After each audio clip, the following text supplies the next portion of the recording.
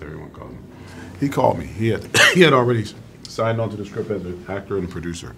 And we were working on some other projects as well together, trying to make a film together for years, and we were friends. And he called me and said, hey, I got something that I think you're going to like, and we should sit down and have dinner and talk about it. And I sat with Jerry, talked about it, read the script, was like, I'm in, let's go. That's it. Every one of them across the board, gave me 1,000% of who they are as actors and elevated the movie and made my life easier.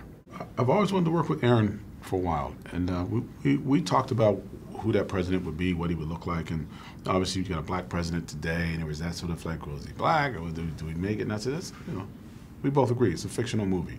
We can make him whatever we want to make him. And Aaron just fit that mold. We wanted a sort of young Kennedy type, you know what I mean? And we wanted him to be tough, and we wanted him to be smart, and we wanted him to believe that he was a guy of good morals. And Aaron fits all that, you know what I mean? And he's just talented as an actor.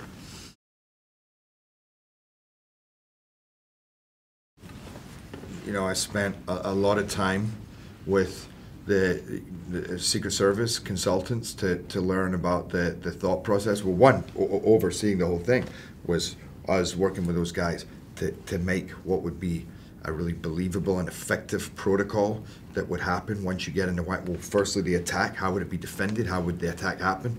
What happens when you get in the White House? What do I do in terms of counterterrorism? What do they do? How do I, how do I stand against that? Communication with the outside world, all those things.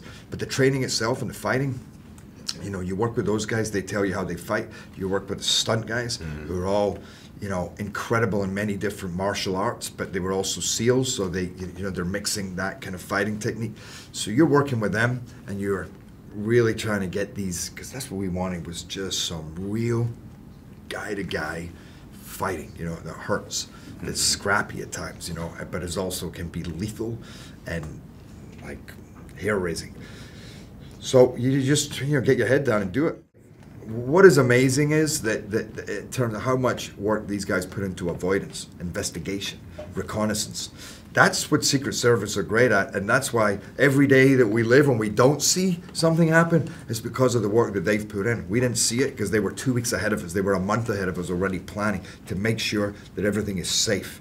And it's incredible the amount of detail that they go into, and we just take it for granted.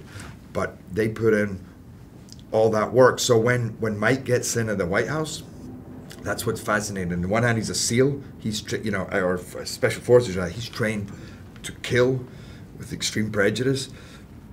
But what's more fascinating than that is he has to assess what's the enemy capacity, what our capability, what do they want? How do I find out information? How do I get that information to the outside? How do I get ammo? How do I start to formulate a plan depending on what's happening at any moment?